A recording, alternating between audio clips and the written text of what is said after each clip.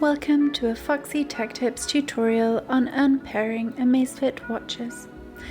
If you find this video helpful, please consider subscribing to my channel and liking the video. The first thing to do is open the Zepp app on your phone and tap on Profile in the bottom right corner. Tap on the name of your watch under My Devices. Scroll to the bottom of the page and tap Unpair. Then tap Unpair again. Tap Unpair a third time. Your watch will be unpaired from your phone, and you will need to pair it to a phone again in order to use it. And that draws an end to this tutorial.